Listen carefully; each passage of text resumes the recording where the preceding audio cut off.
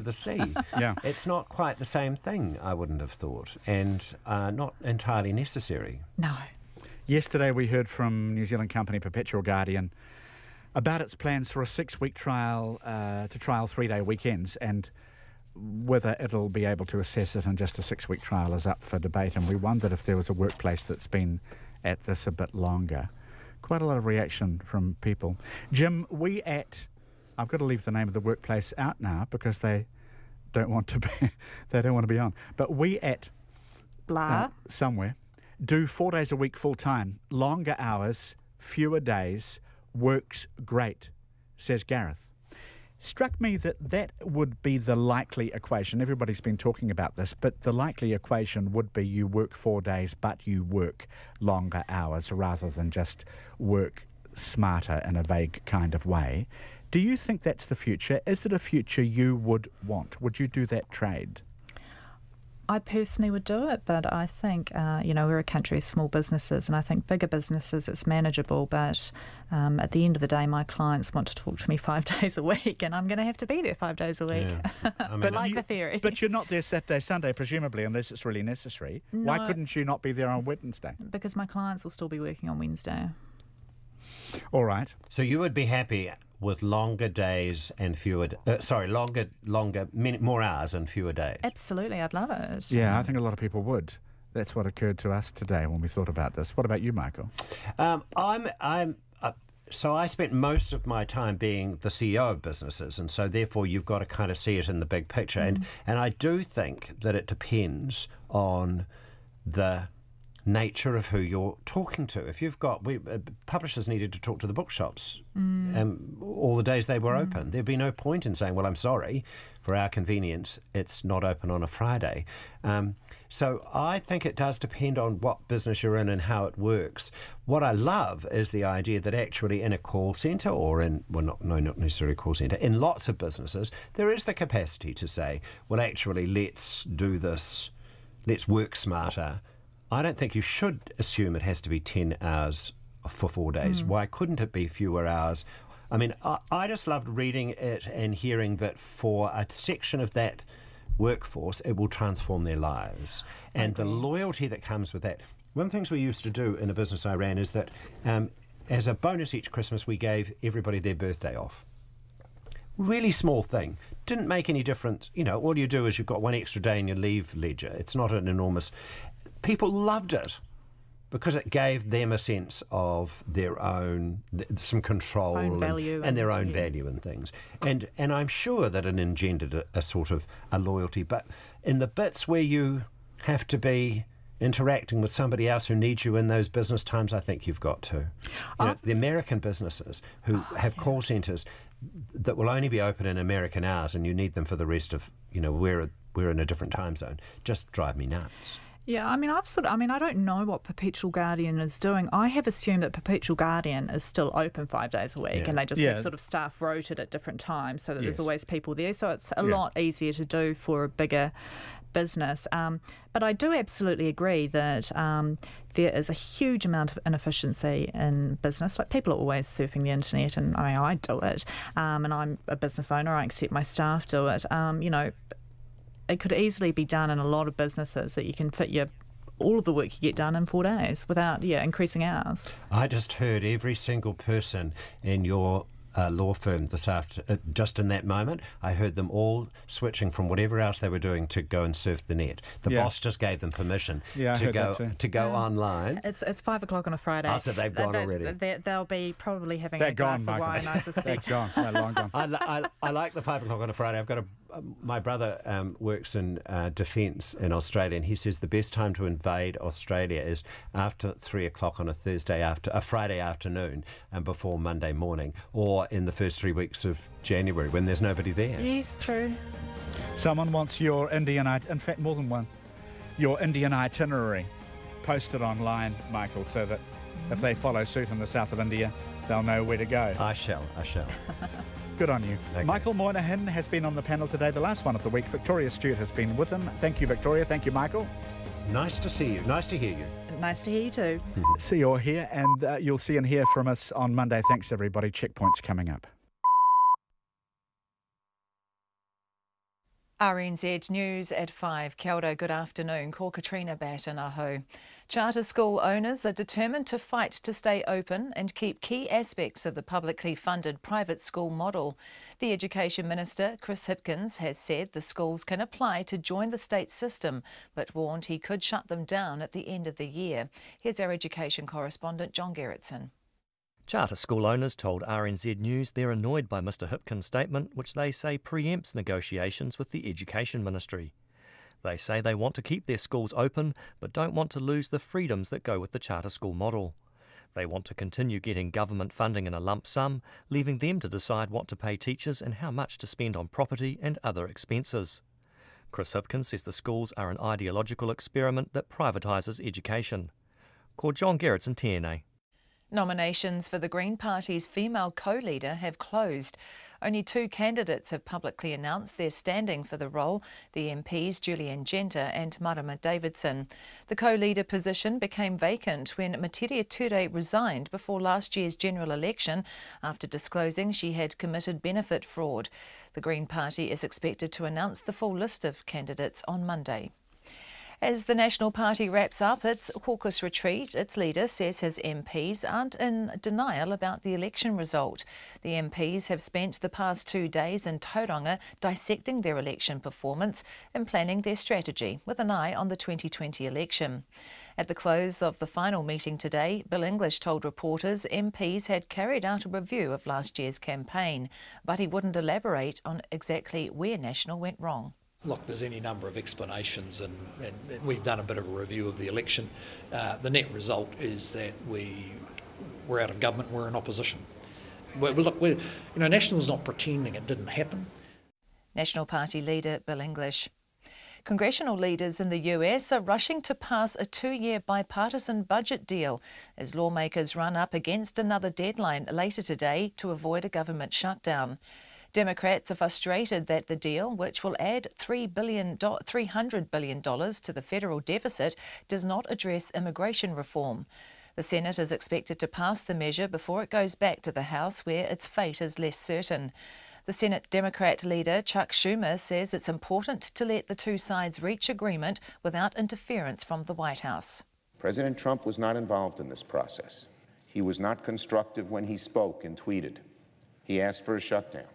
I think in this body, and I hope my colleagues on the other side of the aisle are learning this, that oftentimes we can get a lot more done working with one another and let the White House just sit on the sidelines. Senator Chuck Schumer. In an unprecedented move, bars in Dunedin will be open on Easter holidays to cater for people attending 3 concerts by the English pop star Ed Sheeran. More than 70,000 tickets have been bought by people from outside Otago, and hospitality providers feared the visitors would be greeted by an abandoned city after the shows. Timothy Brown reports. City authorities have cleared the way for bars to open and still comply with restricted trading conditions on Good Friday and Easter Sunday. The plan is to allow bars to host Ed Sheeran-themed events with a door charge to go to charity. So far, 15 bars have been granted special licences and more will follow. The police, public health authorities and the council's licensing inspector have not opposed the plan. The secretary of the licensing committee says this is a one-off move to cope with a difficult situation. The business community has lauded the decision, with the Otago Chamber of Commerce saying common sense has prevailed. This is Timothy Brown. A Wellington soup kitchen says it understands why some local people are upset by tourists who ate there. The woman from Germany and an Australian man are on a mission to travel New Zealand free from money. The manager of the Compassion Soup Kitchen, Karen Holland, says she understands why people are upset as many donate to the kitchen. I think Wellingtonians are quite proud of the mahi here at the soup kitchen and the fact that we have been established to help people in need. And so I think Wellingtonians see what they're doing as disrespectful, but our kaupapa is not to turn anyone away. Karen Holland. In a Facebook post responding to the backlash, the 25-year-olds Anna Karg and Enoch Orias say they hope to get involved in charity work across the country. It's 5 minutes past 5. Sport, and the free skier Beau James Wells has been named as the New Zealand flag bearer for the opening ceremony at the Winter Olympics in South Korea tonight. The 22-year-old was presented with the New Zealand team cloak in a ceremony today, as sports editor Stephen Hewson reports. Beau James Wells will be competing in his second Olympics alongside brothers Jackson and Byron. It says he's hugely proud to be chosen for the flag bearer role. New Zealand will be the 7th of the 91 nations marching into the stadium tonight, ordered according to the Korean alphabet. Temperatures are expected to be around -5 degrees, up from the -17 of the past few nights. Meanwhile, the Court of Arbitration for Sport has dismissed appeals from 47 Russian athletes and coaches to participate in the Games. The Russians had appealed their exclusion by the International Olympic Committee over the doping scandal from the 2014 Sochi Olympics. This is Stephen Hewson. A stronger commitment to player welfare by Football New Zealand has prompted veteran international Abby Erceg to come out of retirement. Erceg, the first New Zealander to play 100 international games, walked away from the football ferns early last year, saying New Zealand football was placing too many demands on players. Former teammate Sarah Gregorius, who retired around the same time, is also back and among the football ferns squad named to play 2 games against Scotland and Spain next month.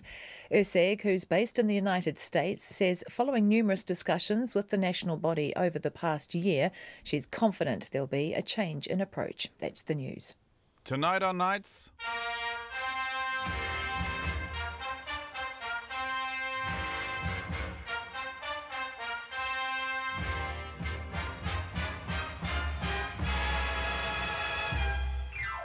Country Life smells the lavender. The Top Twins and Possum Plows do the mixtape. And because it's that time of year in Rio, we have a Sonic Tonic dedicated to the carnival. So join me, Brian Crump, up all night from afternoon news at 7 on RNZ National. Met surface weather through to midnight tomorrow. Northland, Auckland, Coromandel and Bay of Plenty. Periods of rain, possibly heavy and thundery. Waikato and Waitongo, also the central high country. Scattered rain becoming widespread for a time tomorrow. Possible thunderstorms inland tomorrow afternoon and evening. Gisborne and Hawke's Bay, occasional rain, easing to isolated showers tomorrow. Taranaki to Wellington and Wairarapa, cloud increasing. A few showers about Wairarapa today. Widespread rain developing tomorrow. Marlborough, Nelson, Bulla and Northern Westland, fine today, apart from isolated afternoon and evening showers about the ranges. Scattered rain developing tomorrow. Canterbury and coastal Otago, fine today, cloudy periods tomorrow with isolated showers. Southern Westland, inland Otago and Southland, mostly fine, however isolated showers mainly during the afternoons and evenings. Fiordland, scattered showers clearing tomorrow afternoon, and the Chatham Islands, a shower possible today, rain developing tomorrow. It's 8 minutes past 5.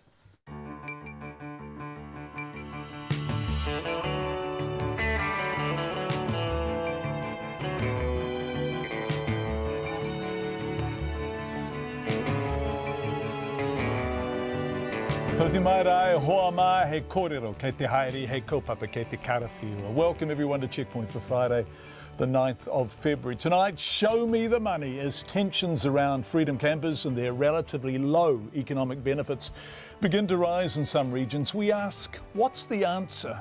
Also, we return to education for children with special needs, such a huge response to our coverage last night.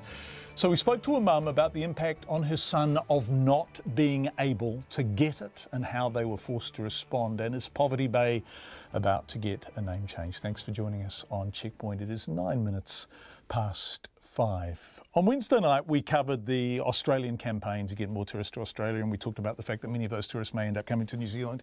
And lots of you emailed and texted in and said, our infrastructure can't support them. So we were starting to look at that and report on it for tonight. And then this story popped up and really got people exercised. So we're going to begin with it and then go to the big picture. The German and Australian tourists on a mission to travel New Zealand free from money, who say they have received death threats following a news story revealing they ate at a Wellington soup kitchen. On Thursday, Stuff reported 25-year-olds Anna Karg and Enoch Aureus hadn't spent a cent in 2 weeks in New Zealand and were hoping to survive off the kindness of strangers. But as Katie Scotcher reports, not everyone is happy. resulting in, well, that old phrase, a social media backlash. Tourists Anna and Enoch have been dumpster diving, hitchhiking, couch surfing and foraging as they make their way across the country. The pair visited the Compassion Soup Kitchen in Wellington for a meal on Thursday, which upset many Stuff readers. Soup Kitchen manager Karen Holland says she understands why some Wellingtonians are upset, as many donate to the kitchen. I think Wellingtonians are quite proud of the mahi here at the Soup Kitchen and the fact that we have been established to help people in need. And so I think Wellingtonians see what they're doing as disrespectful, but our kaupapa is not to turn anyone away. She says the organisation doesn't ask questions when people come to them for a meal. Documenting their journey on Facebook, the couple says they've received food from strangers and shops and have foraged for meals during their journey. Sustainability advocate Matt Morris says foraging is practiced globally and tourists should be able to do it here. My view is that it's a basic human right, and our culture is kind of shifting back to recognising that that's the case. But, you know, there is always a code of ethics, I guess. It's often an unspoken thing, but a code of ethics or a code of practice around how you do foraging. And the general rule is don't break stuff, you know, don't take more than you need. Leave something for other people who are coming behind. Don't harvest things that aren't ripe. Following a social media backlash, which included racist slurs and even death threats, the couple today posted they would do some volunteer and charity work whilst in New Zealand. But people on the streets of Wellington had mixed feelings about the tourists' plans. I think good on them when they can, because I think the other side of the coin is they're doing some charity work as well. So, yeah, why not? It costs a lot to travel. I don't think that they should be going to a soup kitchen, because I think travelling is a luxury. I struggle to travel, so let alone travelling the country for free. They say it's charity work, but it wasn't. It wasn't charity if you're getting a meal out of it. That's not how charity works. You do it for free. Like, it's not out of the goodness of their hearts. Good on them. I guess the soup kitchens thing, as long as it's the last resort, an interesting thing to do, sort of connecting them with people that they probably wouldn't connect with. I do see why people are a bit annoyed about it, because of course that's there to support people who really, really need it. But at the same time, it's really cool what they're doing, and I think what they're doing is standing for something a lot more than what people are angry about it seem to think. I think it's a good way to show that money's not everything and materialistic things aren't everything. Dave Enting runs a popular backpacker hostel in Nelson. He supports the tourists' idea and says their plans are brave. What these people are doing is a one-off, and no one in the tourist industry should feel the least bit intimidated by it. Anna Karg and Enoch Arias have not responded to messages from RNZ today. They say they are shocked by the nasty responses from the public to their story, but maintain they still believe in the goodness of people. For Checkpoint, Katie Scotcher. We'd love your feedback on this. Text us 2101 or email checkpoint@radionz.co.nz. There is a bigger issue here, of course, and it's been getting a lot of publicity this summer and last summer too, and probably the summer before that. Its shorthand is freedom camping. Now, those of us who went on the cheapest possible OE after school or university or our first jobs might care to remember how little money we spent as we travelled. But with councils throughout the country debating their response to the huge growth of freedom camping in New Zealand, the Mayor of one district says it's time to acknowledge the infrastructural costs and the relatively low economic benefits. His name is Graham Smith, and he's the Mayor of a district that is big, beautiful, and has a great many tourists, but not many locals to support them. We've got 4,500 ratepayers, and we have something like 2.2 million people come through our district. It's worth repeating those numbers. 4,500 ratepayers, 2.2 million tourists. It is a big burden to shoulder, and I've been in talks with the Minister, and hey, we need to take the free out of camping, and we need some form of help to help the infrastructure. Graham Smith isn't slamming the door, it's wide open. But Mackenzie District offers a striking example of how the growth in tourist numbers hasn't always been matched by a growth in infrastructural support. We need some help. The issue is that people often pass through the district rather than have it as a destination. Mackenzie is that entirely inland jigsaw puzzle piece of South Canterbury that people often drive through on the way, well, between Christchurch and Queenstown. as yet, Mackenzie is not really a complete destination like Queenstown, and people do pass through. They do stop on their travels for a wee. And we put 2 sets of toilets in at Tekapo. One set is a pay wave charge, which people don't seem to mind paying, and the other set is rate funded and is open to everyone. It's free. They stop in downtown Tekapo for a coffee or an ice cream or a pie. And one of our biggest concerns now is parking in town. People can't find park. They stop for a photo at the celebrated and gorgeous Church of the Good Shepherd on the shores of the lake. 1 million tourist visitors last year. And we've just had to erect some barriers around there to actually keep people back. They park their camper vans in rest areas to look at the district's famed night sky, and then they fall asleep. Suddenly you've got 80 in an area, it becomes too dense, and then we have infrastructure problems with toilets and etc. And then they very often drive on to stop and spend their serious money in Queenstown's hotels and restaurants. Mayor Smith understands that, and he wishes them all well. But with 4,500 ratepayers, fewer people than live in many city suburbs, to support a region that's over 7,000 square kilometres large, well, to repeat, we need some help. Now, Mayor Smith isn't ungrateful. He understands tourism as an economic driver. Of course, this creates jobs, doesn't it? It does create jobs, but that's a growing pain thing that we're in at the moment, and that's what I'm alluding to. Like, it's brilliant, and I'm excited at the growth, but we need it managed. We need to be able to give the tourists a good experience, and we need that infrastructure in place. The issue is, where's the architecture? Who's driving the infrastructural response to the growth of tourist numbers in regions which people pass through or freedom camp in, that don't have the international airports and the boutique shops and the 5-star hotels and the casinos and the restaurants with flash wine lists, where the big money gets spent and the jobs really get created. The issue is some tourists spend more than others, and their spending benefits aren't evenly spread. Isn't it stupid? You know, we've got council saying that they come here and they bring in money. Do they really want to bring in money when they don't even want to pay $10 to stay somewhere?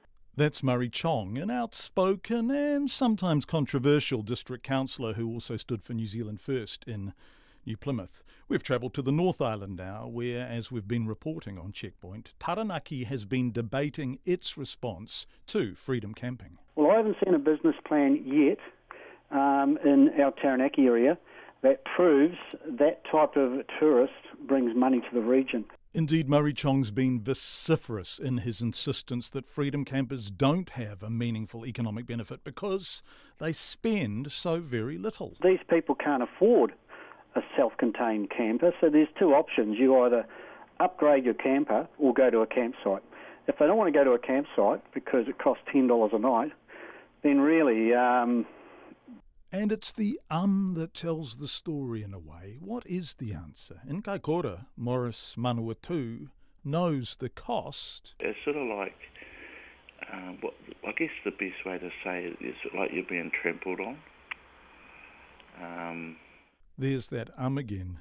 Morris Manawatu understands why people want to travel as cheaply as possible, and he wouldn't mind at all if they were as careful with their behaviour as they are with their money. On one of our old traditional past sites, there was human faeces and toilet paper inside the path. Of course, Kaikoura has boomed as the result of tourist growth, and many of the successful operators there are Māori. But Morris Manawatu believes it's time we appraised the costs more matter-of-factly. So, as a tourism operator in Kaikoura, are the people who want to sleep for free and who sometimes poo in the outdoors they've come to see the same people who pay to go whale watching? I don't think so. No. They normally park up and just cook their meals out of a made-up van, and I don't think they contribute at all really to the local economy. But they keep coming, and the cheap OE, remember, is a Kiwi rite of passage. Backpacking, hitchhiking, We romanticise it when we do it abroad, but view it less affectionately when it happens here. Back in the Mackenzie district, where building toilets and not being able to get a park has concentrated Mayor Graham Smith's mind on the subject, he thinks we just have to be more realistic. We need tourists coming to this country to pay a levy, and it needs to be put out to provincial New Zealand. The low-budget tourists are going to come, Mayor Graham Smith says. We should welcome them, encourage to use the facilities if they've been provided for them, and work out how to share the costs and the benefits. We need a stream of an income stream. I advocate that there be a tourist levy as such, so when people come into this country they're paid, and it's fairly distributed throughout, because it's not just Mackenzie, Central Otago. I know my fellow mayor down there is having similar sort of issues, so it's right across the rural areas in the South Island. That is the Mayor of the Mackenzie District, Graham Smith. Really fascinating issue this. We would love your feedback on it, and we are already getting it. Text us 2101 or email checkpoint@radionz.co.nz. Nicholas has emailed in, I've travelled many countries on a shoestring. Lucky bugger, you have to see the big picture, because all the aroha they receive, they will return one day as our kids travel their country. But Nicholas suggests introducing a flat fee of $50 or so as people arrive to pay for infrastructure. Let's make New Zealand the best place in the world by proper investment, which is precisely what Graham Smith is saying. The mayors are going to meet with the Tourism Minister, Kelvin Davis, and they will be discussing the idea of a levy. We would really like your feedback on that. It is 21.5 minutes past 5. Thank you for being with us. A man who said God told him to kill 2 people in an Auckland pawn shop will be held indefinitely in a mental health hospital. Zaan Tarapata was found not guilty because of insanity last year of the murders of Paul Matthews and Paul Fanning. The murders were in 2014. Rowan Quinn was at the High Court in Auckland for today's hearing. Last year's trial was the second for Zaan Tarapata. In the first one in 2015, he was found guilty of the murders, but that conviction was quashed when he was diagnosed with schizophrenia. He'd surprised his 2 victims as they ate noodles in the back of their South Auckland shop, wrongly believing they were sleeping with his partner.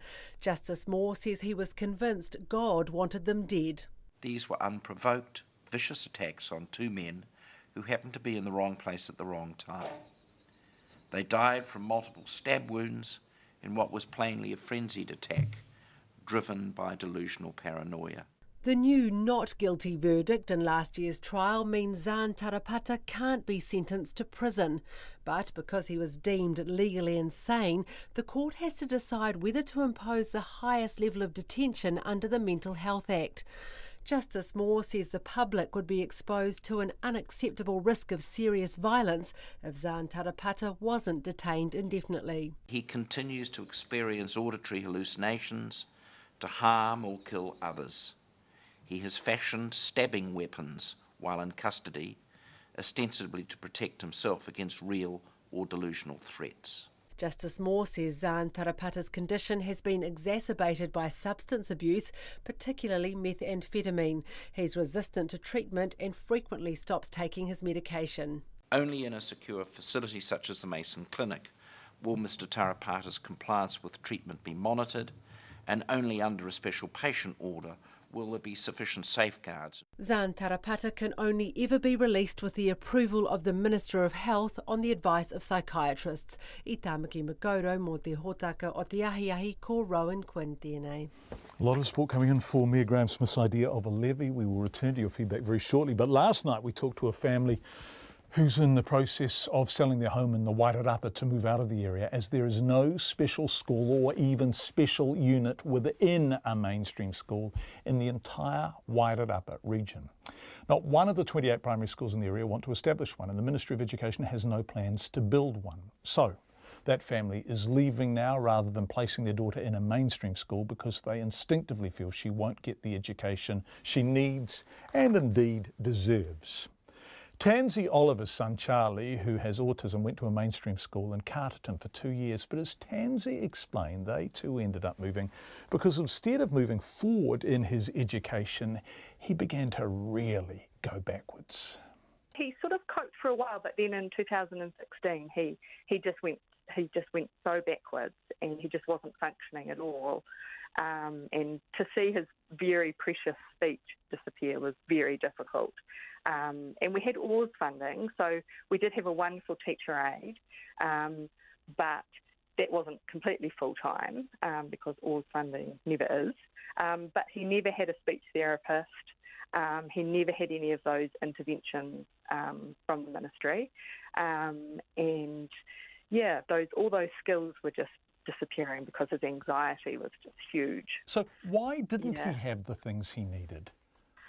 I think part of it is that, the condition with autism is that social interaction and the sensory input is so difficult for him that actually mainstream doesn't suit him, and that's okay, that doesn't mean that he is any less than anyone. It just means that he needs a specific environment. Right, so I'm sorry to interrupt. Sorry. No, actually, you just said in the Wairarapa, and I was just going to say, but that specific environment didn't exist in the Wairarapa, right? So that entire region couldn't offer you one specific environment, and none of them. No one, not a single one has a learning support separate class or or what's better is a unit within the school, and there's obviously no special schools, and the ministry can't impose a unit onto a school, so they can't force a school to, they say, but I'm sure they could make it more convincing and more attractive. Yes, with funding, with appropriate funding. Right, absolutely. That's right. So there you are in the Wairarapa, which, and you're in Carterton, right, or near Carterton? Yes. In Carterton, yeah, and we'd bought a house there specifically with, big backyard for him and my other son. And the lovely thing about Carterton is not only does it have a great climate, hot summers and lovely cool winters, but you can afford to buy a home there, can't you? That's right, and that's exactly what we'd done because we needed me at home. Special needs families often have to have a parent not in work, so it needs to be affordable. But to educate Charlie, you had to sell your Carterton home? Yes. So we had to sell a house, and that was there were no questions. That for us, he needed to be in an environment where he felt safe and he wasn't anxious, and so that our Charlie could come back to us. And so there was no question that we needed to do that. But it's very hard to sell your house, and we've had to rent in the zone around his current school. Sorry, can I just pick up on that word? You're renting now. Sorry. You're renting now, are you? Yes, so now we are renting a house in Johnsonville, and we can't afford to buy into the Johnsonville housing market because it's quite different to the Carterton housing market, and with only my husband working, and that's okay because that's Johnsonville really was the only option. There aren't many schools that provide a unit, and Johnsonville are amazing, and they had a place for him, and he's got this wonderful environment now where his speech is incredible. He's just come so far, and they're an amazing school who they see it as a valuable thing to have our children. They see them as not a financial burden, but as something that actually brings value to the school. And it's a really wonderful way of looking at it. I think more schools could look at it like that. Are there other children whose families have had to move from elsewhere to Johnsonville to get this kind of education? Yes. There are a number of families who also have had to move. So what do you say about education for children like Charlie and the children that we have covered many times on Checkpoint now? Is there enough support for them? No, I feel it's in a critical situation. I've worked in education. Education in general is severely underfunded and relies mostly on the goodwill of amazing teachers and support staff and everybody who helps. And, our unit's wonderful, but it still could definitely do with more funding and more specialist time. But education children with special needs is at an absolute tipping point. We're past that. There's so many hurdles in the way and so many schools that are not welcoming. And the Ministry of Education has had a history of not being particularly helpful in some areas. Things like they don't offer any one-to-one therapy. So unless you're in a special school, even with ORS funding, you will not get any one-to-one speech therapy or occupational therapy or physiotherapy. They will only give advice to the school or the teacher. So we've got, thousands of students in New Zealand who don't receive speech therapy and they're non-verbal. It's just shocking. And I don't think people realise that, it's a human right to be able to communicate, and to not have anyone to assist you in that is, it really is criminal. That's Tansy Oliver, Charlie's mum. Tansy said families were heartened to hear Associate Education Minister Tracy Martin say on Checkpoint last night that parents know what is best for their children, and they are hopeful the new government will make some progress in the area of specialist education. Boy, we asked for feedback and it is flooding in. Make the tourist levy a conservation levy of $140 and provide a beautiful booklet explaining where the funds are to be used. Then use some of tax money currently used for DOC to pay for tourist infrastructure costs. Someone else saying, it feels like we're getting really mean. There seems to be a growing spirit of meanness in our land that stoops to review visitors by what they spend and how little various mayors think they should spend to accommodate them. This person from Wanaka says the lakefront is full of vehicles, mostly not paying anything. There is no place now for the locals. The supermarket is a nightmare. Freedom campers littering places, contributing nothing. They don't bring anything for the majority of locals. Those wanting more tourists are just stupid. They are not locals and have no idea of the problems they cause. Someone else says, why should travel only be for the wealthy? Dylan from Dunedin says, Nelson has it right. Send someone around to the Freedom camping spots at 7 p.m. Anyone not self-contained, i.e. with a loo in their camper van, gets told to leave. If they're still there in the morning, then they get a fine. Sorry, John, these are just sponges. They're the two people we led with at the top of the program. If you can pay to get here, then you aren't poor. We're just too soft. Where has the Kiwi spine gone? But someone else says, I love everything about what these tourists are doing, except the soup kitchen thing. I'd buy them a feed if I saw them. And finally, Simon from Wellington says, John, Freedom Campus tourist numbers, infrastructure strains. What's the answer? Let's start with, can we have our beautiful country back?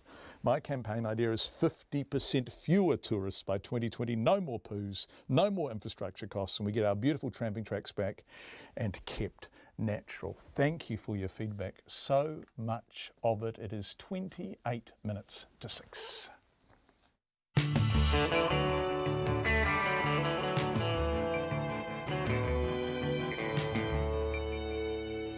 Coming up on Checkpoint, charter school owners gearing up to fight the government for the right to stay open. Boom time in Waitara, which is just north of New Plymouth, of course, with $20 million in consented construction in the last financial year alone. And 12 years after he last donned the team jersey, Carlos Spencer makes a comeback for the Blues at the ripe old age of 42. There's hope for me yet, Katrina Batten. Carlos Spencer. Gee, his name from the past, isn't it? Yes, well and truly. Known Next with Business. We'd love your feedback on tourism and infrastructure and how we pay for infrastructure costs. 2101 or checkpoint@radionz.co.nz. Katrina Batten's just turned her microphone on. Yeah, it wasn't working before. Right, good. Here, do you want me to start Go. now? Okay, cool. Off you go. The New Zealand share market has closed at its lowest level in more than 2 months, but again escaped the battering felt by other markets around the world. The benchmark Top 50 index fell by more than 1.5% in early trading, but slowly improved through the day to close about 1% lower. So far this week, New Zealand's market has fallen more than 4% and at its lowest since late November. Charter school owners are annoyed by the Education Minister's warning that he could shut them down at the end of the year. They say this preempts their negotiations with the Education Ministry and they don't want to lose the freedoms of the charter school model. Chris Hipkins has said some will be able to join the state system as special character schools. The National Party has finished its 2-day caucus retreat in Tauranga, where they examined their election performance and planned their strategy for the next election in 2020. The leader, Bill English, told reporters MPs had reviewed the 2017 campaign and are not in denial about losing the election. Only 2 candidates have publicly announced their standing for election as the Green Party's female co-leaders, the MPs Julianne Genter and Marama Davidson. Nominations have closed and the Green Party is expected to announce the full list of candidates on Monday. Bars in Dunedin will open on Easter holidays this year to cater for people attending concerts by the English musician Ed Sheeran. More than 70,000 tickets have been sold to people from outside Otago, and bar owners were afraid visitors would find nothing open in the city after the shows. The US Senate has adjourned for 4 hours without approving a budget deal. The current temporary measure funding the US government expires tonight. The vote was delayed by Republican Senator Rand Paul, who objects to the increase in government spending in the bipartisan budget agreement. Those are the headlines. I'll be back at 6. Which is 25 minutes away. Thanks so much, Katrina. Chris Mowat from Tawa says the sad fact is that New Zealand simply does not have a large enough population to support everyone's needs. Our population is about half of a smallish overseas city. We need more taxpayers? No. And maybe some of the companies, the foreign companies like Apple, who seem to pay strangely little tax in New Zealand, could pay more of it. Well, if you can get it out of them, go for it. Well handled, Nona. Yes, there you go. What are we talking about tonight? The US markets? Yeah. Boy, they've had a strange old week. Well, we've just heard, just as Katrina said at the end there, the debt levels in the United States are an issue. We've seen very strong economic growth in the United States. That's fueled by a number of measures which Donald Trump's administration has brought in. This all started, I guess, about a week ago with very strong employment numbers. That was the labor market data of the United States, which gave the suggestion that interest rates might have to rise because the economy was hotter than people thought. And then we had some issues with the debt level that was causing all sorts of political unsettling. Yeah. And that's... Debt's a big issue there, isn't it? It is a really big issue. I mean, if you're thinking about it, you've got a situation where there's been tax cuts introduced. At the same time, debt is increasing. And they want to raise the debt ceiling. Yeah, and the debt ceiling. And those things can be addressed through just some political measures, but there's a lot of disagreement there. We've just seen the debate will go on. And that unsettles the market. But underlying all of that are the long-term interest rates. And the yield there on the benchmark 10-year U.S. government bond is at a 4-year high. And so this off a low base. Yes. It got us as low as 1.5, didn't it? Yeah, 1.5%. well, it's been very, very low. Yeah. And the other thing is, we've got a change in the chair of the U.S. Federal Reserve. So there's a lot of things happening. What's going to happen is that the U.S. Federal Reserve, the new governor, he'll have to spend some time trying to settle the market. But so far, people are calling this a correction. So no need to panic, right? Yeah, although the commentators, the people who get asked their opinion on this stuff, specialise in wishful thinking too, don't they? I mean, there's no one who's getting asked their opinion on this stuff who's talking the market down. I mean, it's a convenient narrative to run it as a correction. If we look at inflationary pressures, if we look at rising interest rates, if we look at US debt, and if we look at political stalemates, there's plenty of reasons that the share market would have the jitters. Well, sure, but don't forget that a lot of that money from the equities market is being shifted into those long-term savings, these interest rates, long-term interest rates, very good for people who are wanting to retire. A lot of money, pension money, went into equities, which are high risk, relatively speaking.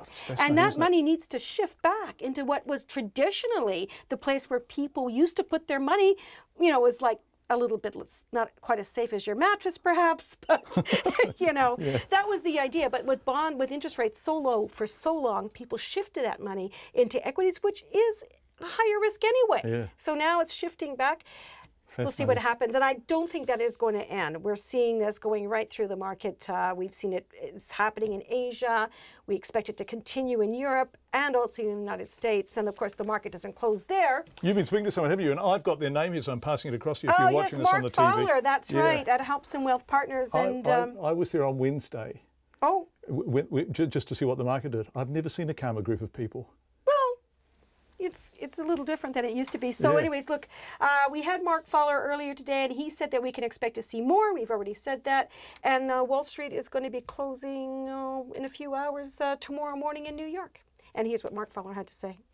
Fair to say it's broad-based and across the board we're going to see red numbers. We saw it earlier in the week. We had quite a dramatic sort of down day on the Dow Jones in the US, and it sort of bounced back fairly quickly. But obviously we've sort of seen a repeat of that into the close today. So our market's clearly closed tomorrow, but it'll be interesting to see what happens in offshore markets overnight. And that's Mark Fowler there at Hostel Wealth Partners.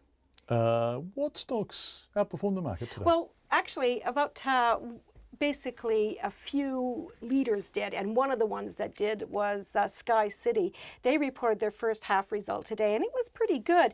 They made, let's see, oh yeah, their net profit for the 6 months ended December was up nearly 12% to 93.5 million, and that's the, I spoke with the chief executive there, Graham Stevens, and he called that a modest improvement, but really it's a record one, and he said he's not very big on records, but it was pretty darn good. And their normalized net profit was also pretty nice. It was up 8%, and that's their sort of win rate for those international high rollers, which is a really important part of their business. Not all of it, but it's significant.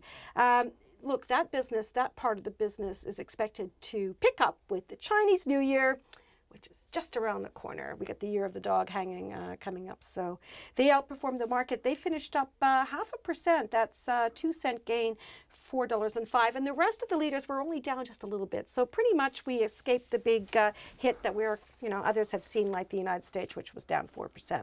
We fell just over 1%. That's the NZX Top 50, 85 points to 8,092. And our dollar is steady. 72.1 US cents, 92.7 Australian, and 51.7 pence. Nona Peltier, have a great weekend. Thanks, Nona, really appreciate it. Let's go to the weather now with Met Service meteorologist John Law, who we talk to every night at this time. Kia ora, John. Kia ora. It is looking like a fairly wet weekend for many of us. Rain spreading southwards as we go through the rest of Saturday, and one or two heavier falls to watch out for as well. But it starts off very mild in Auckland. Temperatures are around about 21 degrees Celsius to start the day, and highs are around about 26 or so as we head through in towards the afternoon. That rain spreads across much of the North Island as we go through the rest of Saturday. But again, really mild starting points. Temperatures down to around about 17 or so for Rotorua, and similarly down in towards Wellington to start the day, but climbing to around about 23 or so. Rather a cloudy day in the capital with spells of rain arriving as we head through and towards the afternoon. In fact, for most of the North Island, we are likely to find some rainfall throughout the daytime. The driest spots are likely to be on the eastern side of the North Island, but even here we are going to find patchy rain for the likes of Gisborne and Hawke's Bay.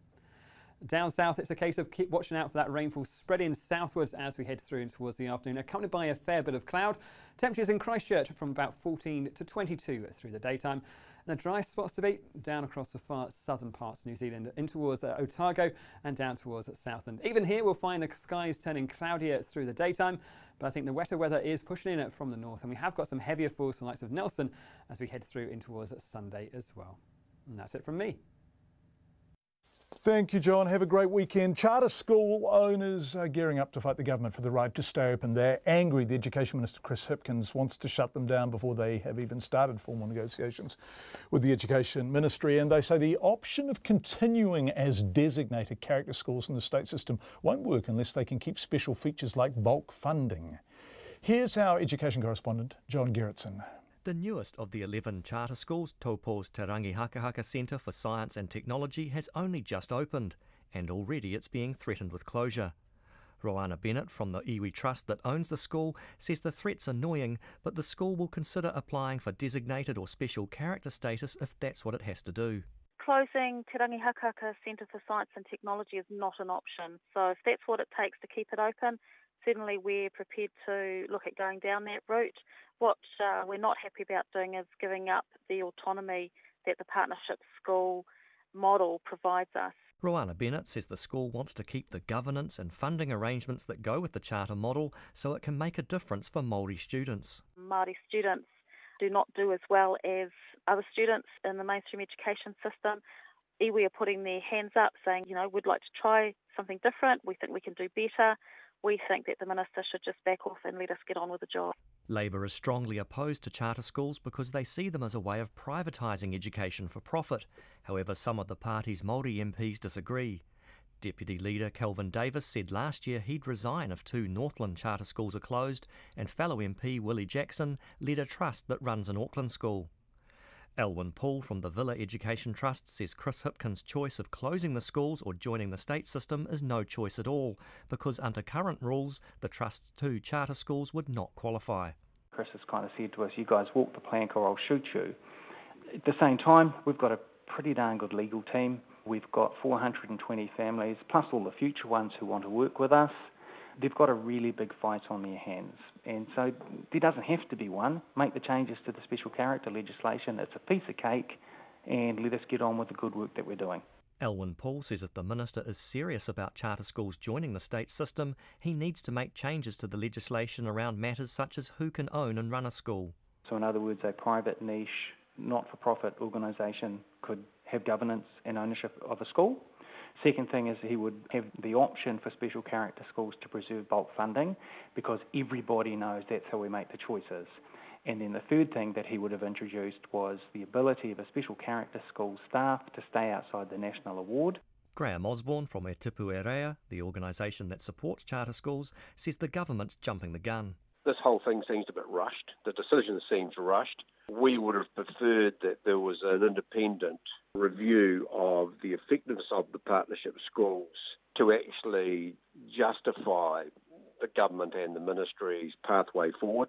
The Secretary of Teacher Union, the Educational Institute, Paul Golter, says time's up for the schools. They are not lifting system performance, which was the original promise of these schools. This really was an experiment in New Zealand schooling, following closely on American, UK, Swedish examples, and all those jurisdictions, there's no evidence at all that they've done anything for the education system in those countries. Paul Golter says any schools that are doing well can become special character schools under the current rules and regulations. The government, meanwhile, wants to move quickly on the schools, saying it will negotiate with them on a case-by-case basis, and they could all be closed or become a different kind of school by the end of the year. For Checkpoint, called John Gerritsen Tēnei. Let's go to Poverty Bay now, which got its name from Captain Cook, who saw nothing of value in the area when he arrived there in 1769. But nearly 250 years later, that could be about to change. Nearly 2,000 public submissions have been made on the proposal to restore the East Coast area's original Māori name, which is Turanganui-a-Kiwa. Te Mana Korehi reporter Te Anewa Huri Hanganui has more. Turanganui-a-Kiwa is a name with a rich history. It translates to the long-standing place of Kiwa, who was a rangatira of the area. The iwi of Rongowhakaata have always referred to Poverty Bay as Turanganui-a-Kiwa, but would like the name to be officially recognised. Rongowhakaata Iwi Trust Chair Moira Brown says the change would honour the original name bestowed by her ancestor. We have been fighting for the name change for some time. So Kiwa was one of the tohungas that arrived on the Harauta Waka, and so that was his place that he was standing, actually awaiting for the arrival of the waka to come into the bay. It's the original name that was given by the first people to arrive here. The Poverty Bay name change debate sparked national attention in 2013 when Kaiti Primary School in Gisborne started a campaign calling for the name to change to Turanganui-a-Kiwa. Its principal, Billie Jean Pōtaka-Aiton, stands by that position, saying the name Poverty Bay does not reflect the area where her tamariki live. For our tamariki, it doesn't reflect who they are as a people. You know, they feel rich because of their reo, because of who they are, where they come from, their whenua, things like that. So there's no connection there for them. Poverty Bay Club cafe worker Chantal Sharps has lived in the area for 27 years. She wouldn't mind a name change even if it means a different look for her cafe. Because we're in the Poverty Bay region, I guess our Poverty Bay Club would not be Poverty Bay anymore, would it? It's a name that not many people use. Like if people ask me where I'm from, I normally just say Gisborne. But not everyone in the community supports the change. Jasmine Walker reckons the current name is just fine. Quite stupid, to be honest, changing the name. I lived there like all my life and no one's ever wanted the name change over the past 3 years, and all of a sudden they want to change the name now. It's a waste of money. Gisborne Mayor Meng Foon is determined to restore Poverty Bay's original Māori name and says many people in the district are ignorant of why Captain James Cook called the area Poverty Bay. He says the name may have been different if Captain Cook had spoken to iwi who were on the beach to greet him instead of shooting them. Unfortunately, his sailors went and drew their guns and shot, I think about 8 or 9 of the local iwi chiefs. And then obviously he never got any supplies here, and hence poverty. Submissions on the name change closed today. A final decision by the council will be taken to the National Geographic Board in the next few months. Mo te hōtaka o te ahi pō, ko te aniwa, hurihanga nui a hau. 10 minutes to 6. National MPs have wrapped up their two-day retreat after what they say was a free and frank assessment of the party and its future. But what were their conclusions? What are they going to do differently, if anything? And are they going to try to rebuild their relationship with New Zealand First? Our political reporter Craig McCulloch has been asking MPs those very questions. All the talk in Tauranga has been that of unity. Everyone backing the leader, refocusing and looking to the future. If you're not changing and evolving and modernising and reassessing where you are, well, you're stale, and that's not who we want to be. Deputy Leader Paula Bennett talking positively today, despite speculation about her own position and that of Leader Bill English. Not one MP's had a negative word to say about the leadership. Mark Mitchell perhaps even took his enthusiasm a little too far. My romantic feelings only sit with Bill on. Let me rephrase that. The romantic thoughts were around Bill being able to come back. I just think Bill deserves to get up. He's worked hard, he's done so much for the country to bring him back in 2020. MPs say the retreat's been a robust exchange away from Parliament and unshackled in opposition. Judith Collins says it's the best meeting she's been to in a decade. This is a great opportunity for everyone, including our newest MPs, to stand up and say what they think too. Some of the quieter members of caucus, some of the ones who are new to the process, have felt, I think, a bit more empowered to speak, and that's a really good thing. But what have they felt empowered to say? For all the talk of lessons learnt, Bill English isn't giving much away about what they could have done differently. Look, there's any number of explanations, and we've done a bit of a review of the election. The net result is that we're out of government, we're in opposition. National's not pretending it didn't happen. But several MPs seem to suggest not much needs to change at all, that last year's election strategy wasn't too far wrong. The strategy was simply this, was to get out there and campaign as hard as we could on our own values. I don't think we went particularly wrong. What I do know is that we did really well. We got 44%, which is huge. And there's the elephant in the room, because despite the strong showing, despite being the most popular party, it wasn't enough. Winston Peters and his party New Zealand First chose Labour and the Greens. National didn't have the friends to cobble together a government. So how are they going to build and rebuild those relationships? We're not trying to do deals just after an election where they've all done a deal with each other. That would be naive. There's no focus on New Zealand First. We can't worry about them. We can't worry about any other party. We just always have to be listening to the people. Mr English says National will seek to find areas of common interest with both New Zealand First and the Greens over the next few years to put pressure on the government. From Tauranga for Checkpoint, Craig McCulloch.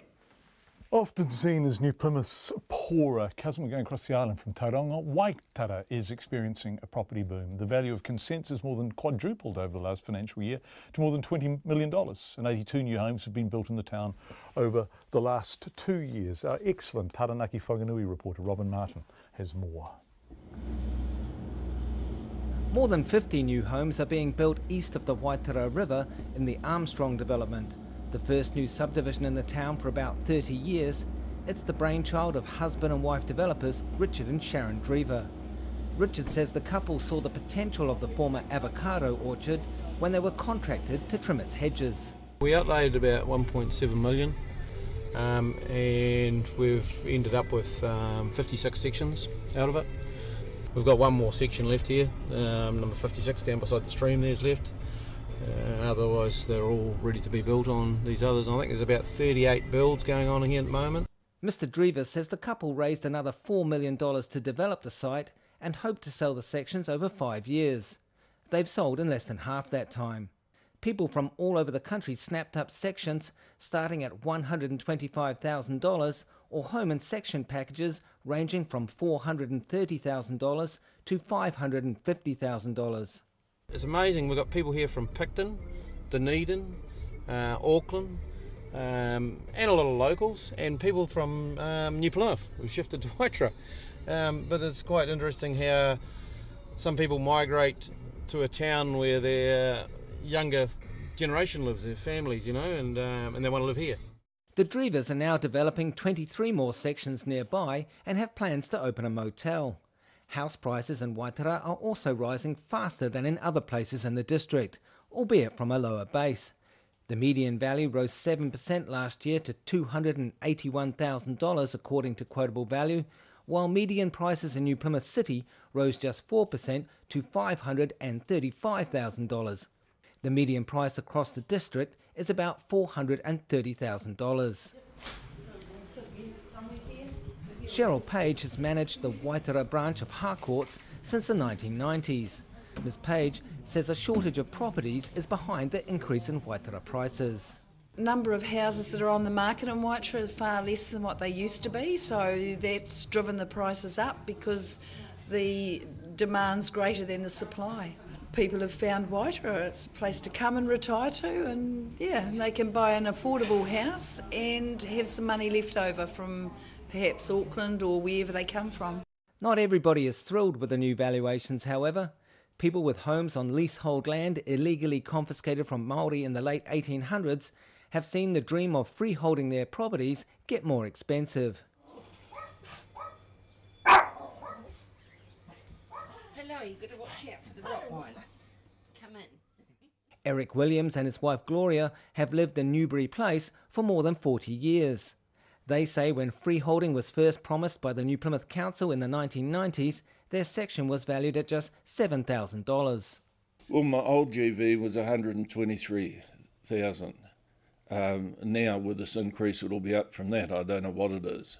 I'm too scared to look, and the thing is I'm 70 years old. Who's going to lend me money to go and buy my section?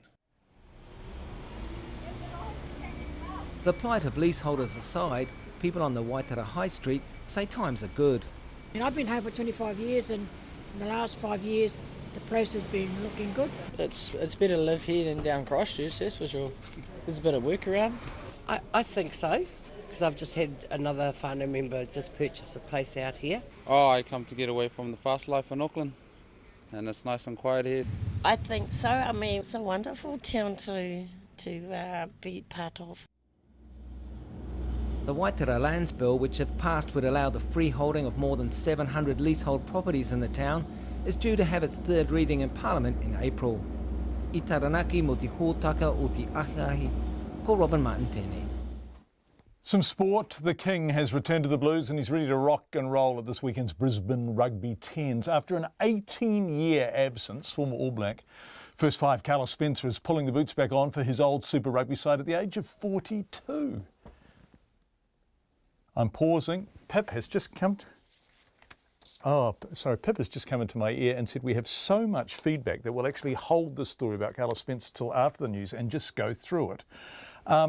Which is wonderful because boy, people have been engaging with us tonight and we are so grateful for it. Lots of people talking about Charlie's mum who moved from Carterton to get Charlie special education in Johnsonville, and they just want to pass on what a wonderful person she is, what a wonderful mum she is. Lots of people contacting us on that tonight, which is very lovely of you.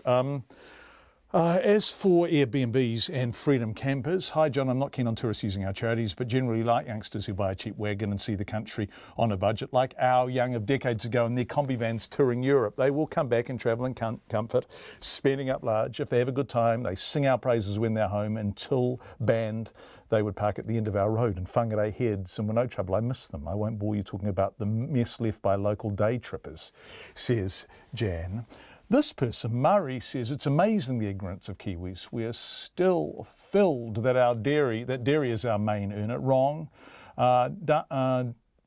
Proportion, sorry, I think this is just a little bit of texting error, but 30 million from dairy, but 15 to 16 million for tourism. For God's sake, can we wake up and support this great industry? Build toilets, definitely charge all tourists at least $50 levy. Why not? That's cheap compared to other countries. We need to wake up, says Murray student. Lots of you are agreeing with the levy on tourists. There is already infrastructure for freedom campers. It's called campgrounds. Freedom camping should be banned within 20k of a campground, says Penelope.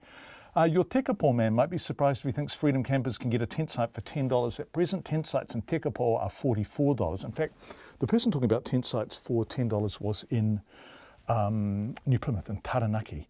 Hi, rich travellers spend in expensive hotels and restaurants. Backpackers spend money in small businesses, takeaways, dairies, etc. We need both, says Tony F.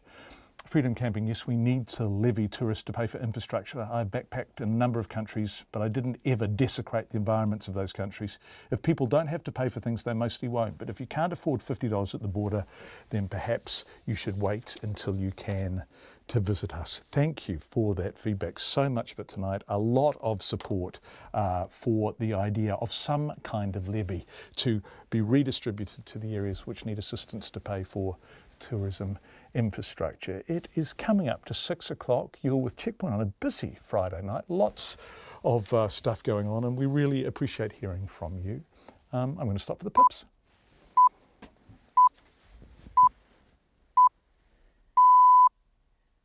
RNZ News at 6. Ngā mihi nui, good evening. Ko Katrina Batanaho. New Zealand's share market has closed at its lowest level in more than 2 months, but it has again escaped the battering felt by other markets around the world.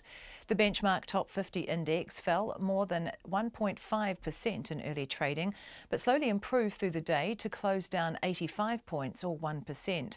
The falls outnumbered the rises by more than 10 to 1, but many of the leading stocks have fallen only a few cents. So far this week, New Zealand's market has fallen more than 4% and at its lowest since November. Most markets around Asia have followed Wall Street, which plunged more than 4% overnight, and the expectation is the volatility will hit Europe and US markets again. The US government is staggering towards another shutdown after a Republican Senator, Rand Paul, delayed Senate action on a stopgap government funding bill. Mr. Paul engaged in an on-again, off-again speech on the Senate floor for more than 9 hours, objecting to more than $300 billion in other spending contained in the bill. The Senate, in the end, declared a recess. The current spending authority for funding federal agencies has just expired, which technically will trigger a US government shutdown. Charter school owners are annoyed that the Education Minister has expressed a preference for shutting their schools down. They say Chris Hipkins' comments this week preempt formal negotiations with the Education Ministry. The schools say they'll consider the option of applying to join the state system as special character schools, but they want to keep key aspects of the charter model such as bulk funding from the government. Mr. Hipkins says the schools are an ideological experiment that privatises education. The Philippines president says he's sick and tired of being accused of crimes against humanity. However, Rodrigo Duterte says he's happy to testify before the International Criminal Court. The ABC's Shirley Escalante reports from Manila. President Rodrigo Duterte says he welcomes the International Criminal Court's determination if there is basis to pursue charges of crimes against humanity filed against him. His spokesman, Harry Roque, says Mr. Duterte would be happy to tell the court his drug war is lawful. He also welcomes this preliminary examination because he's sick and tired of being accused of the commission of crimes against humanity. Police say almost 4,000 suspects have been killed in Mr. Duterte's drug war, but rights groups insist the death toll is higher. Shirley Escalante in Manila. A Chilean man has been ordered to forfeit his drone as the sentence for endangering the lives of firefighting helicopter pilots near Wanaka last month. 33-year-old Jorge Recomel Cruz admitted operating an unmanned drone in a manner that caused unnecessary danger to firefighting pilots and their helicopters. He was refused a discharge without conviction. Andrew McRae was in the Hamilton District Court. Jorge Recalme Cruz, who's from Chile, flew the drone as close as 50 metres to one helicopter. The court heard that the 7 helicopters had to be grounded while the person flying the drone was found. And during that time, the fire is estimated to have consumed about another 10 hectares of scrub and tussock. Judge Kim Saunders says the drone could have easily caused a catastrophic collision. She had wanted Recalme Cruz to pay reparation of $4,000 or do community service, but was told he didn't have the money and his visa runs out next week. In Hamilton, ko Andrew McRae Tēnei. No charges will be laid against an Otago police officer accused of an off-duty assault at a party last year. The Southern District Commander, Superintendent Paul Basham, says an investigation has found there's insufficient evidence to charge anybody.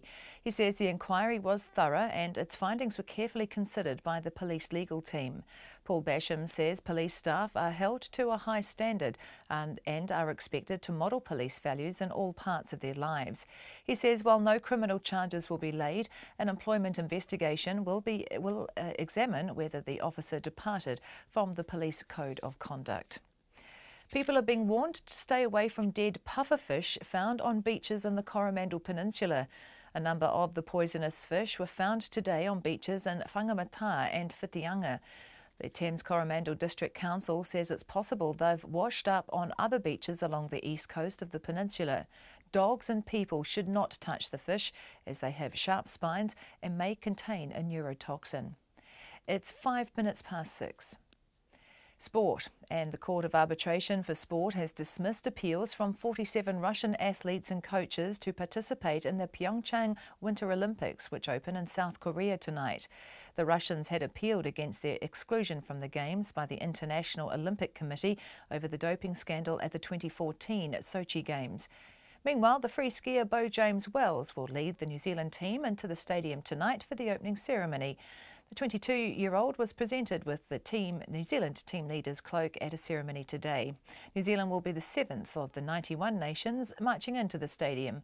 Temperatures for the opening ceremony are expected to be -5 degrees. The Breakers coach Paul Henare and his team are relishing the prospect of playoffs basketball and the chance to secure home advantage in the Australian League finals. They're already guaranteed a playoff spot with 4 regular season games to play. Tonight they're up against the competition leaders Melbourne United in Melbourne.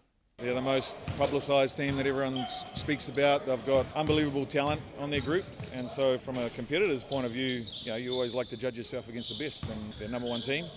They have great players on their team, so it's like playing against Big Brother and needing to play your best to beat them. Paul Henare, the Breakers coach. That's the news. Tomorrow morning, Sean Bithell runs the biggest second-hand bookshop in Scotland, and he is a famous grouse. Turns out that he is in fact adorable. Helen Dorenstein is a buffalo pioneer. Sculptor Max Passe, whose work Reflection graces both the Wellington and London waterfronts. And Professor Jeff Zaks on why movies have such a hold on us. Join me, Kim Hill, tomorrow morning from 8 on RNZ National. Met service weather through to midnight tomorrow. Northland, Auckland, Coromandel and Bay of Plenty. Periods of rain, possibly heavy and thundery. Waikato and Waitomo, also the central high country. Scattered rain becoming widespread for a time tomorrow. Possible thunderstorms inland tomorrow afternoon and evening. Gisborne and Hawke's Bay, occasional rain easing to isolated showers tomorrow. Taranaki to Wellington and Wairarapa. Cloud increasing, a few showers about Wairarapa today. Widespread rain developing tomorrow. Marlborough, Nelson, Buller and northern Westland fine today, apart from isolated afternoon and evening showers about the ranges. Scattered rain developing tomorrow. Canterbury and central Otago fine today, cloudy periods tomorrow with isolated showers. For southern Westland, inland Otago and Southland, mostly fine, however isolated showers mainly during the afternoons and evenings. Fiordland, scattered showers clearing tomorrow afternoon, and the Chatham Islands, a shower possible today, rain developing tomorrow. It's coming up to 6:08 and you're listening to Checkpoint. You worked through over Christmas. Have you got some leave coming up? I have. Starting now? Starting at 7 o'clock. At 7 o'clock. Have a wonderful break, Katrina Batten. You have a lovely birthday tomorrow too. Thank you very much indeed. Older but no wiser. No, and I've done another year at RNZ today, so... Congratulations. Thanks, mate. Excellent. Good. Right, it's anniversary's marked off. It really is. Earlier in the program we told you about the social media backlash against tourists Anna Karga and Enoch Aureus, who revealed they hadn't spent a cent on their travels in New Zealand for the past 2 weeks. The couple, who have a Facebook page called Freedom From Money, said they hope to survive the rest of the trip off the kindness of strangers. Anna and Enoch said they'd survived by couch surfing, sleeping at an internet cafe and dumpster diving for food. But what really seems to have riled people was a meal they enjoyed at a Wellington soup kitchen. This story has prompted a huge amount of feedback, with many of you calling for an airport tourist levy to address the issue of the increasing number of young tourists in particular who come here and travel and require greater spending on infrastructure, because in an area like Mackenzie Country, 4,500 ratepayers, 2.2 million tourists, they simply have to build to cope with the demand, but they don't have the ratepayer base to pay for it. So lots of you are saying a levy at the airport which is spent on tourism infrastructure. Well, a tourism operator in Kaikoura says he's had enough. He says he's seen human faeces on sacred pā sites and urapa used as clotheslines. Morris Manawatu of Māori Tours Kaikoura told our producer Bridget Burke that State Highway 1 was reopened and the Freedom Campers came back with the rubbish. Over the years, there's been lots of different examples of the impact of freedom camping. Going back a few years ago, of course, there was on one of our old traditional pā sites, there was human faeces and toilet paper inside the pā. There was another incident roughly around that same period of time where at an urupā north of Kaikoura, a freedom camper had his clothing over the fence there drying it. But recently, since the earthquake and our roads opened, there's been a big increase in freedom camping that we've noticed. Also, last weekend we take visitors into a forest, and one of the areas has been opened up for freedom camping, and there was rubbish through the forest, unfortunately. What kind of rubbish? Oh, plastic bags and just like tissues and just that sort of thing. Snack bar wrapper. So for Kaikoura, it's a bit of a catch-22 situation. You thrive on tourism. That's right. But there's a certain kind of tourism you would welcome more than others. Yeah. Who is that tourist that is welcome in Kaikoura? Oh, just those that respect the environment. You know, when they come to Kaikoura, is the sort of tourist that we're after here in Kaikoura. Have you had any discussions with your community about how to mitigate against the impact of freedom campers?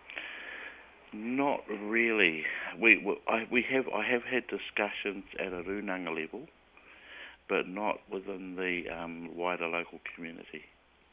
What does it mean to people, and you actually, Morris, when you walk into the urupā and the sacred pā sites and find it being treated like a dump? It's sort of like, I guess the best way to say it is like you're being trampled on. Is the best way to describe it. Oh, on a particular pā here in Kaikoura, we have asked different campers to leave. In a nice way. Why have you asked them to leave? Well, because it's a place where you shouldn't be freedom camping anyway. Mm. The kind of tourist that freedom camps, are they the kind of tourist that also spends money going whale watching or going to restaurants or other sort of adventures? Are they the same person? I don't think so. No.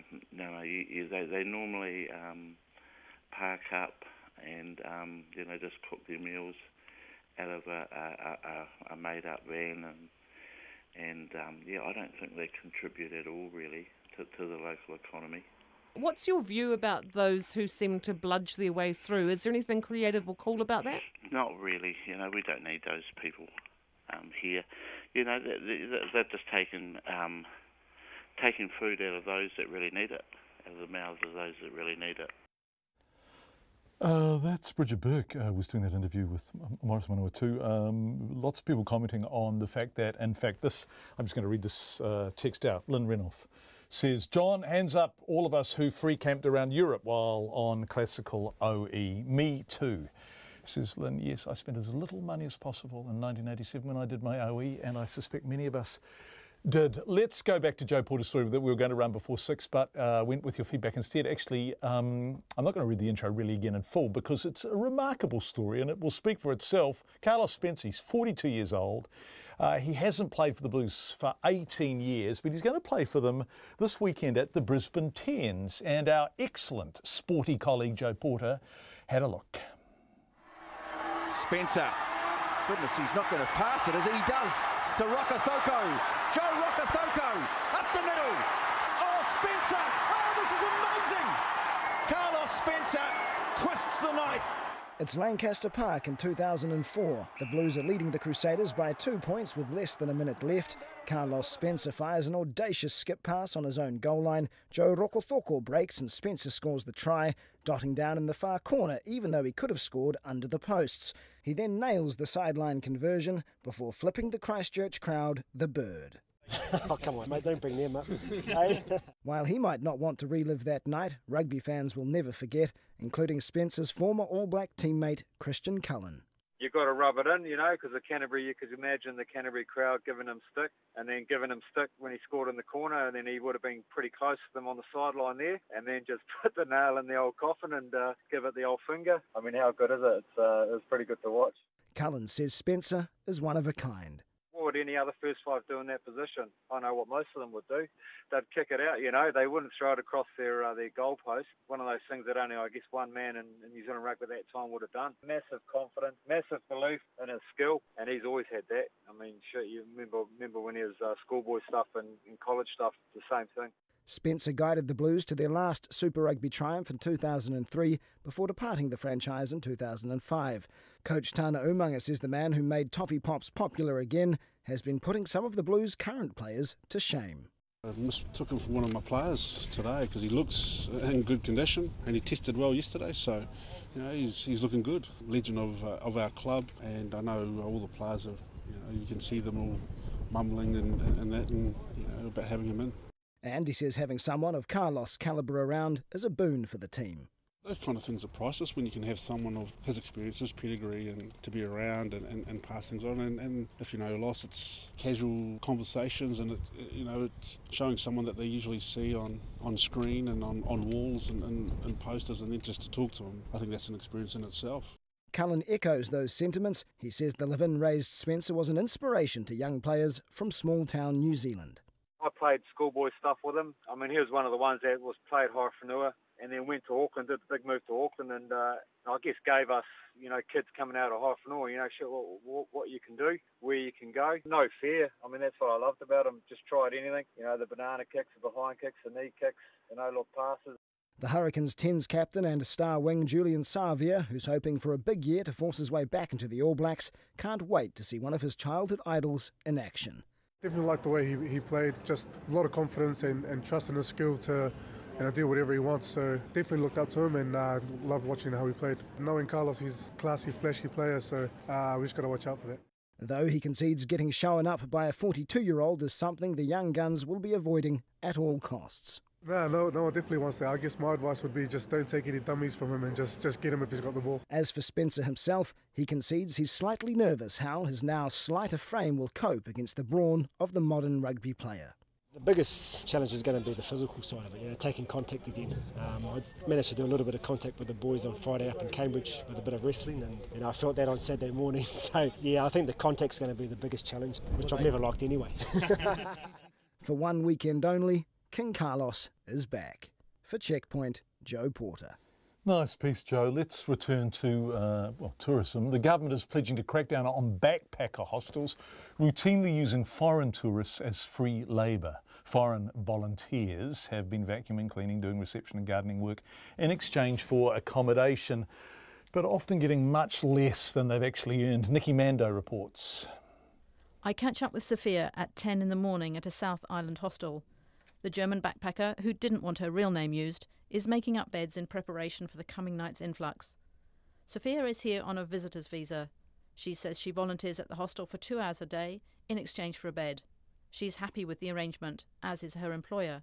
It's a great way for her to see more of New Zealand for free.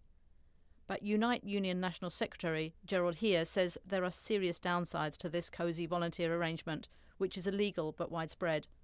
For a start, no one pays tax or ACC, there are no employment contracts, and the practice penalises other accommodation providers employing staff legally. You can have two businesses side by side. Now, if one's got volunteers doing the cleaning and they're not paying tax, their costs will be substantially lower. The business next door, the hostel or the restaurant next door, trying to do the right thing, maybe they're even trying to pay a living wage. They're under extreme pressure because their costs are much higher. While Sophia doesn't feel exploited, she's heard of others expected to work 4 or 5 hours a day in exchange for one $28 dorm room bunk. Mr. Heer says the legal position is unambiguous. It's actually a fairly simple test. Someone is making something that you are making a profit from, i.e. they're cleaning rooms which you go out and hire the next day, then you should be paying them according to at least the minimum wage laws and the proper terms and conditions, and they should have employment contracts. Labour Inspectorate Manager David Milne says it took a softly approach last year, working with industry organisations and letting backpacker owners know inspectors were on their way before they visited. This produced some improvement. But now the Inspectorate is beefing up its operations with a plan to conduct sting operations on recalcitrant hostel owners over the next 6 months. And it has the ability to extract fairly hefty penalties. We penalise up to $1,000 for each and every breach, which can, when you add up the number of breaches, can be quite significant. In terms of taking action through to the Employment Relations Authority, we can seek arrears and penalties, which can also be quite significant. Still, action is hampered by a shortage of inspectors. At the moment, there are only 60 inspectors across the country, though numbers are due to jump to 110 by 2020. Rachel Shadbolt from Hospitality New Zealand says the Labour clampdown has been tough on some hostels, and that will only get worse when the minimum wage rises 75 cents an hour in April. Sadly, some business operators had modelled the sustainability of their business on having people working in their business and being paid for accommodation, but that's not a sustainable business model, and you do need to pay people appropriately. Meanwhile, Unite says work for free practices aren't restricted to hostels. The WWOOF, or Willing Workers on Organic Farms scheme, has seen some cases where foreign tourists have been used virtually as slave labour. And it knows of school students doing unpaid job experience who have found themselves cooking chips in a cafe 1 day a week for months on end. For Checkpoint, Korniki Mandoaho.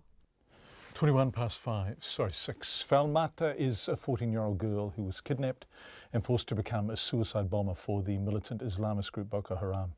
She's one of thousands of children and young women who were abducted in Nigeria, Cameroon and Chad, where the group operates. Falmata escaped not just once, but twice.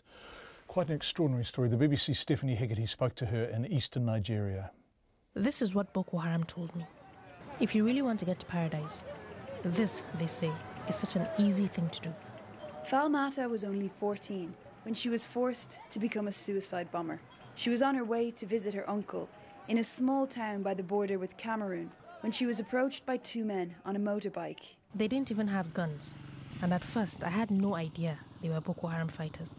She was whisked up onto the bike and taken to a camp inside a thick forest. They give you a choice, marry a fighter or go on a mission. I told them I don't want to marry because I'm still too young. The older girls tell us they don't care how old you are. If you marry one of them, they will go to you for private affairs day and night. It goes against everything in the society that we live in. Children as young as 5 are strapped with explosives and sent into mosques, sent into markets and into homes. Some are actually sent back into their own homes. And the idea is to really strike out in any way that they can just to continue this carnage, this horror. Fatima Akilu is a psychologist and head of the Neem Foundation, one of the few organisations helping people to deal with the trauma of the Boko Haram insurgency. They were brainwashing them and telling them, you're doing this for Allah and you're going to go straight to heaven and all this stuff. They were also being told that if you don't do it, we're going to kill you. When your time comes, they tell you to look for a place filled with non-believers, like a church or a crowded marketplace. And when you detonate your bomb, they say you'll enter paradise. A lot of people have not had much education of any kind, whether it's Western or Islamic. Learning about the Quran doesn't mean that you're learning about Islam, because it's teaching them the Quran in isolation of everything else. And the rest of the teaching is ideology. Life for Falmata in the camp was monotonous. Wake up, pray, eat, clean, all day long, in that order. Falmata was sent on a mission with 4 other girls. They were strapped up, each with a girdle of homemade explosives, and driven to the edge of a town. As they walked towards the town, the girls agreed they weren't going to do it. I decided to ask the first people I met to untie the vest. But the first people I met were also members of Boko Haram. I spent a month with another group of fighters in a different camp, and just as before, I refused to marry. They tied their own bomb on me and sent me right back out. This time, I ran. If I was caught again, I thought that I would surely be killed. I ran and ran, and when I stopped, I found myself on a farm. I asked the farmers to help me take off the vest and to throw it back into the forest, but they were afraid of me. The farmers removed the bomb, and Falmata eventually met someone who helped her to find her family. But now she lives in hiding, in fear of anyone finding out what she's been through. Stephanie Hegarty with that extraordinary report. The South Auckland dairy owner is encouraging others in the retail business to purchase fog cannons. The government has announced a rollout of $250 cannons to help prevent robberies. That's down from the original price of $2,000. The cannons are activated when a retailer presses a button which causes non-chemical smoke to fill a shop within seconds. Sophia Duckor-Jones was at the Manukau police station this morning to experience a demonstration firsthand. It's so foggy, I can barely see. It's quite hard to breathe in here as well. I kind of want to get outside. I can't even see a foot in front of me. It all happened pretty quickly. They pushed a button and then suddenly the whole room filled up within what seemed like to be a few seconds. It should take only a few minutes to sort of clear out with open windows. In this setting, and I think in a dairy it will take quite a lot longer. But yeah, it's very stuffy and I can't see anything in front of me. It's filled up really, really quickly. It smells a bit like dry ice in here. That's my reaction only a few seconds after the fog cannon went off. We were in a bigger room at the police station where there were more doors and windows, so it only took about 10 minutes for it to clear out. In a smaller setting like a dairy, it would take much longer.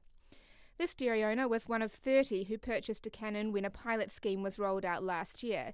He's asked us not to name his dairy because before buying the cannon it was subject to 4 robberies, 2 of which were aggravated. He says he used to go to work nervous and not sure what might happen to him during the day and unsure if he would return home. So after having the fog cannon, now I feel comfortable. If I feel like either robber or something, I just press the button. County's Manukau District Commander Superintendent Jill Rogers says a particular group of business owners are being targeted.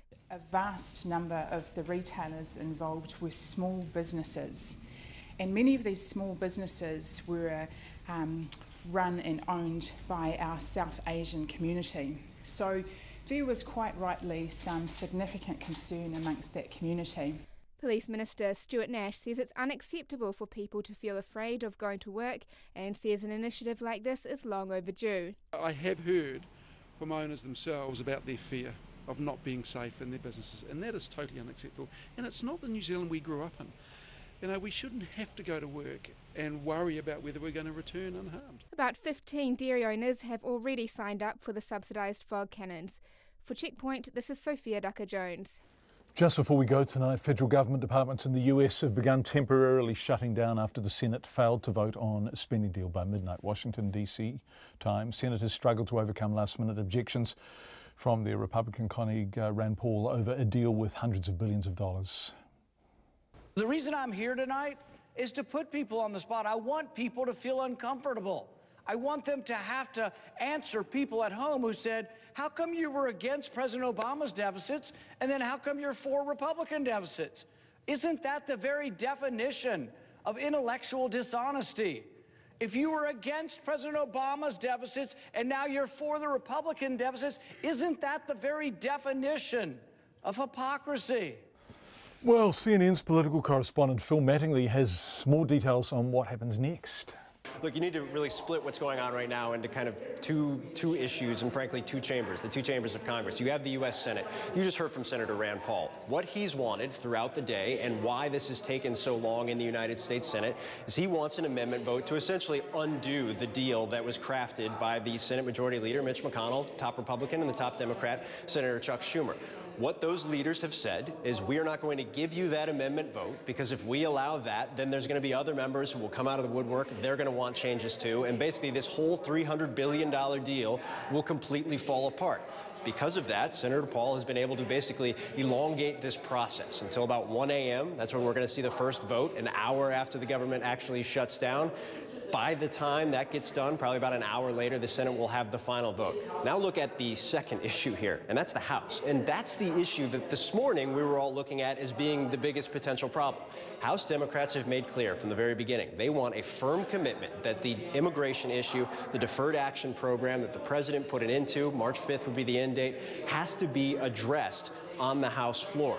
Speaker Paul Ryan, the Republican, has said, look, I'm happy to deal with this, but I'm only going to deal with it if the president supports the proposal. That's not good enough for House Democrats. Speaker Paul Ryan needs House Democrats to get this across the finish line, and therein lies the problem. The big question right now that we're all trying to figure out, we know what's going to happen in the Senate, it's just a matter of time. It's, are the House Democratic votes there to get this across the finish line? And I can tell you from aides that I'm talking to, no one's quite sure yet. Phil Mattingly from CNN. No one's quite sure about anything in Washington at the moment, I don't think. That's the end of Checkpoint for tonight. Thank you so much for being with us this week. So much feedback on the issue of tourism infrastructure, Freedom Campers, and the people who are coming to New Zealand. We really appreciate hearing from you on behalf of our excellent team. Let's have a shot. Kelvin, look at them. What a fine group of young New Zealanders. Thank you for being with us. That is Checkpoint for the week. Have a fantastic weekend, and we'll be back Monday at 5.